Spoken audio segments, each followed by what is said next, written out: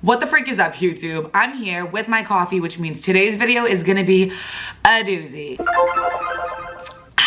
All right, so today we're gonna go over how to grow a social media following. And I think that what I tell you today might not be a guaranteed, road to success for any social media platform. I think that I can provide help because I've lived through it. So if you've never seen me before, I actually started out on TikTok and I currently have a following of 661,800 on there. And then on Instagram, I have a following of 110,000 followers. And I learned a lot of things along the way while trying to grow those platforms, and some things helped and some things didn't. And I want to tell you guys those things because there are plenty of seats at the table for everybody. There's so much room in this creative space to become an influencer, become a content creator. And if that's something that you have been kind of teetering with in your head, but you just didn't know what to do or where to start, this video is for you. So get cozy, get a drink, get a notebook, get a pen and a pencil. I'm a big note taker, baby. And let's get started on how I grew a following on TikTok and Instagram. I'm gonna start off talking about how I grew a following on TikTok because that's what I have the most experience in. So to give you guys a little backstory, I started posting on TikTok in 2020 when COVID shut the world down. So now it is 2023. So it took me about 3 years, a little bit under 3 years, to grow a following of, 660,000 plus followers. So I have my notebook here with all my notes. So let's get started into how I think I grew that following and what tips I think would be beneficial for you guys. So my first tip is don't niche yourself down into a box. So when I was starting out and I was watching a lot of these videos about how to grow a following on social media, a lot of people said, well, you have to niche down, you have to find your niche. And while I do think that that is very important, I also think if you niche yourself down too much, you are going to prevent yourself from being able to work with certain companies in the future or being able to shoot certain content in the future because your audience is so used to a very particular type of content. So for me personally, I call my niche comedy lifestyle. So I predominantly shoot comedy, relatable, just being my goofy self videos on TikTok. So my audience kind of stuck around because they enjoyed my personality or they felt related to by my content. In doing that, I am also able to post beauty and fashion and food and kind of a little bit of whatever I want because my brand is me. My brand is my personality. If you're going to niche down, I would say niche down into a category where you can kind of expand on yourself. Do you know what I mean? Just not niching yourself down to the point where you're like, I have to do this one thing for the rest of my life, and if I ever post anything different, my audience is gonna unfollow me. Number two is holding yourself accountable by creating a content calendar. What a content calendar basically is like a regular calendar, and you post on each day of the calendar what you will be doing that day. For me, my content calendar has a little bit of everything on it, right? So TikTok, Instagram, YouTube now, music, everything that I am doing currently in my working space is on my content calendar. So for example, you might say on Monday, I'm going to pre-film 20 TikToks. Tuesday, I'm going to go out and scout locations for photos for Instagram. Wednesday, you might sit down and film a YouTube video. Do you know what I mean? Lay everything out so you can hold yourself accountable and actually post, because TikTok is such a quick app and there's so many people on it and people are posting so consistently and trends are changing so frequently that you cannot post 1 or 2 TikToks a week and expect to see growth. For me personally, I try to post 3 TikToks a day. To some of you, that sounds crazy. I think it depends on what niche you're in. For me, because I post comedy videos or I post like my intrusive thoughts, like sometimes a TikTok video is so simple for me and other times it's more thought out. So for me, it's not as hard to post 3 times a day because it might be like a quick little joke or it might be like a quick little statement and then I just edit it, boom, boom, boom. It's out for that TikTok algorithm to kind of throw where it wants. I think 3 times a day is a great place to try and start. I am not perfect. I do not always post 3 times a day. Life gets in the way, but I think that that is a good number to strive towards. And when you're in the beginning of trying to grow your channel, these videos don't need to be the highest quality videos ever. I do very much though believe in quality over quantity, but at the same time, you don't need to post a, Oscar award-winning video for TikTok. That's the fun thing about TikTok. It's casual, it's nonchalant, it's relatable, it's a peek into people's genuine everyday lives. People go on TikTok because they want to break from celebrity, right? They want to see other people that they feel like, okay, I see myself in that person. I see myself in that creator. So you don't need to set up a whole production to shoot a TikTok. So creating a content calendar is always a really, really, really great idea. I am a physical person. I like having everything in front of me, tangible and ready to be written on. So I have a physical content calendar. You can buy a calendar off Amazon and write all of your tasks in for the week on there. You can have a virtual content calendar. Anything that works for you, do it up. My next tip is pre-filming. So what I mean by pre-filming is sometimes you have days during the week where you are busy. You have things to do. You have events to attend. You have work to go to. And by the time that you have a moment of free time, you don't want to pull your phone out and shoot a TikTok. This is why pre-filming comes so in handy. What you want to do is you want to pick 1 to 2 days a week where you have the most free time, and you want to sit down and you want to film all of your videos for the entire week. So say you have a goal of 2 TikToks a day. That would be 14 TikTok videos within the week. So you sit down on a Monday or a Sunday or whatever day you have free time, and you film all 14 TikToks so that for the rest of the week, you're not worried about, oh, I have to get this TikTok filmed, or, oh, I need to get this content shot, but I don't look the way I want to look for the video, or my makeup's not done, or, you know, XYZ, whatever comes up. You don't have to worry about that because you pre-filmed. And that goes for every social media platform. Instagram, TikTok, YouTube. Pre-filming is pretty much just setting yourself up for success in the future of your week. Coffee break. Wow. Okay, next tip. Engaging with your audience. Oh, this is so important. I know a lot of people say this and it can get kind of annoying to hear over and over and over and over and over again. But if you're going into this just to develop some sort of fame or some sort of credibility, or you want money, like, it's not the reason that you should be going into this. Because at the end of the day, your audience that you do eventually grow, they trust you, or they care about you, or they follow you for a reason. They're following you for you. And you can't allow yourself to get to a point where you forget that. So engaging with your audience is so, so, so important, because realistically, your audience should feel like they have access to you. And it's harder the bigger you grow to allow that access to continue. But putting a little bit of your time every single day into engaging with your audience, it's just gonna go so far in making your audience feel like they followed you for a reason, and that reason was valid, and you're a good person. How do you engage with your audience? This is pretty simple. Comments, answering comments, always. When you're smaller, this is a lot easier to answer every single comment. When you're bigger, it's harder, especially when negative comments start to flood in, because that is also inevitable. Internet trolls are no joke, babe, let me tell you. But answering comments, having conversations in your comment section, TikTok stories, oh, and lives. Oh my gosh, I'm not gonna lie, I hate doing lives, but lives are very important, and lives are a great way to connect with your audience. So do I recommend doing lives? Yes. Do I do lives?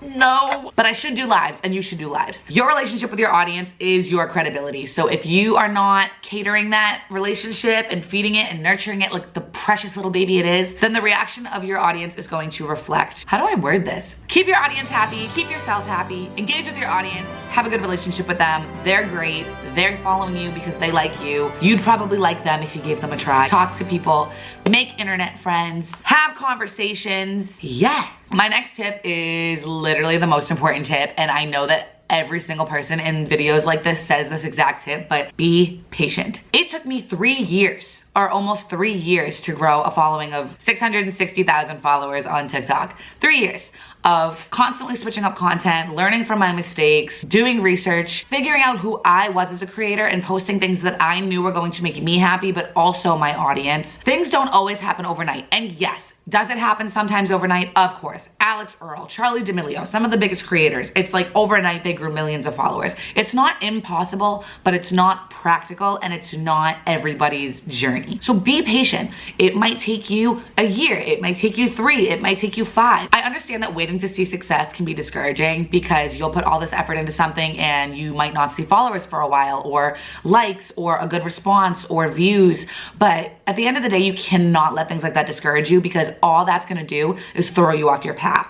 If you just keep that mentality of, okay, maybe the next video, okay, maybe the next video, okay, maybe the next video, and you keep trying, eventually it's going to happen for you. And again, that might be in a week, that might be in a month, that might be in a year, but it's gonna happen if you stay focused and you stay motivated. My next tip, create series. What do I mean by that? Something I've done that I've seen a ton of success in doing is creating series. And basically what that means is I will post a bunch of different kinds of content, and the ones that do well, I will create a series out of. An example of that being, one day I posted a motivational TikTok. It was basically an upbeat pep talk to other women to, you know, dump a awful ex-boyfriend or whatever the case might have been. And it did really, really, really well. It got a great response. I then created a pep talk series where every few days or once or twice a week, I would post a TikTok that mirrored my original video. If you see success in 5 or 6 different types of videos, creating 5 or 6 different series that you can fall back on when you're out of ideas and you don't know what to shoot that day is so helpful to you and your audience, because you're giving your audience what they want continuously,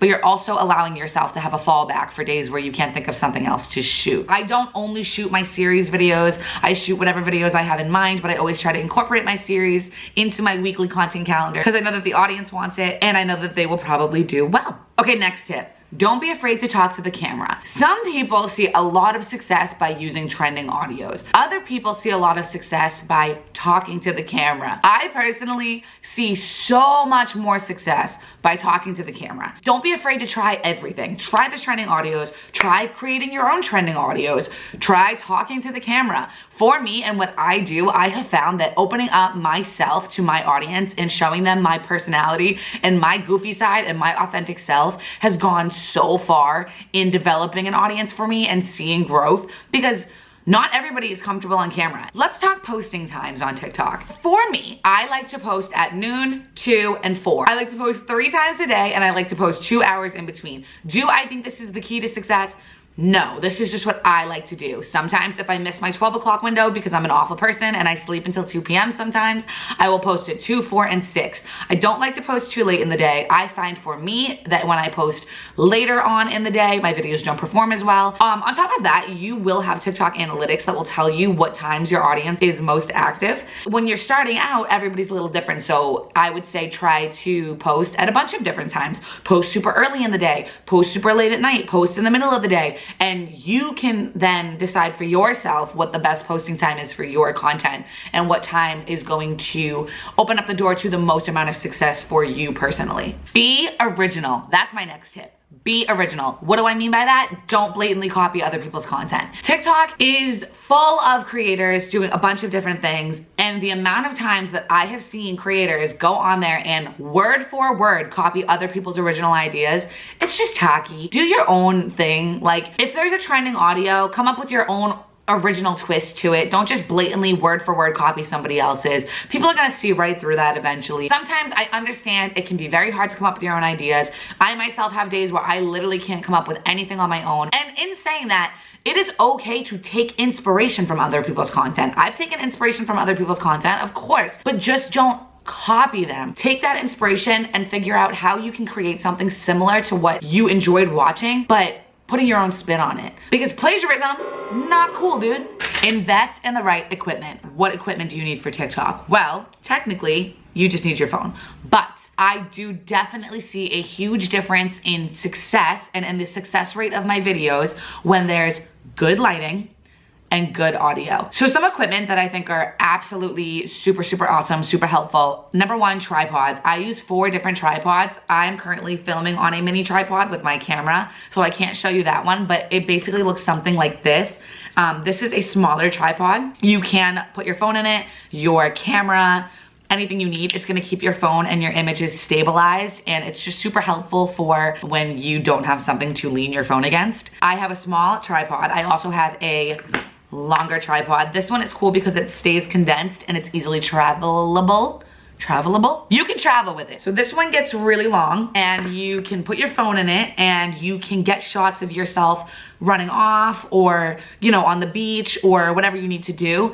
And then the last tripod that I really like to use is one with a ring light on it. I'm gonna link my Amazon storefront to this video so that you can go and look at all of the items and equipment that I use, because everything should be linked on there, I believe. My holy grail piece of equipment for shooting TikToks is dun dun dun dun, this. This is a little box light that clips to your phone. This thing is literally amazing. Why is it amazing? Because you can shoot anywhere, anytime, and you are going to have amazing lighting. Just like most of these little box lights, it gets really, really, really, really, really bright. See? So you've got your neutral lighting, you've got your cool lighting, and you've got your warm lighting. It gets super, super, super bright. So when you're shooting your TikToks at night, you just clip it to your phone like this, and you shoot your videos. It literally looks like I have high definition lighting when I shoot TikToks at night now with this bad boy. It is a game changer for me, especially if you live in a place like me where it gets dark at like 4 p.m. in the winter and in the fall. You can only capitalize on natural sunlight so much before you're like, oh no, how can I film? Other than that, for equipment, for me, a pop socket. As you can see on the back of my phone, I have this pop socket. This is super helpful for me for holding my phone, filming, whatever.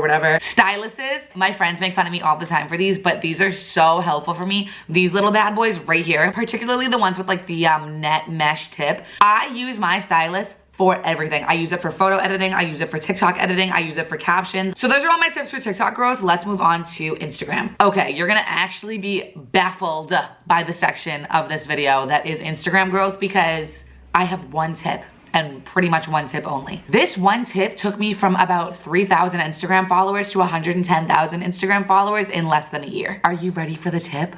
Reels. I know what you're thinking. Instagram's for pictures. I don't want to post reels. Reels are too much work. I don't care. You need to remember that these social media platforms are competing against each other. If a platform releases a new feature, you need to be using it. I started posting my TikToks as reels. First of all, it was no extra work to me because I was already shooting my TikToks anyway, so all I was doing was downloading them, removing the watermark, and reposting them as Instagram reels. Like I said, I post 3 TikToks a day, so I like to post 2 to 3 reels a day. All I do is recycle my content. If you don't like the way reels look on your Instagram page, that's fine. You can just keep them on your reels page. I personally will show you. So I have my Instagram feed. These are where all my pictures are. I don't like when my reels are on my feed. I keep my reels on their own little page. Okay? You got a whole separate page. You don't have to worry about the reels messing up your aesthetic. You're good. So reels is really my only tip for Instagram, which is probably not that helpful. Other tips would include high quality images. Whenever a social media platform releases a new feature, jump on that. Whenever a new feature is released on an application, the application's algorithm is going to hyper push anybody using those features. So those are all my tips on how to grow an audience on TikTok and Instagram, or at least how I grew my audience on TikTok and Instagram. Hopefully this was helpful. If I didn't answer something that you are like fiending to know the answer to, please leave a comment and I will reply to you with the best answer I can possibly give you. If you guys are aspiring content creators, leave your Instagram and TikTok and YouTube handles in the comments below and everybody can support each other and follow each other. So peace out. No. Adios. No. Have the very best day, the very best week, the very best life. Have a good day, partner. Bye, guys.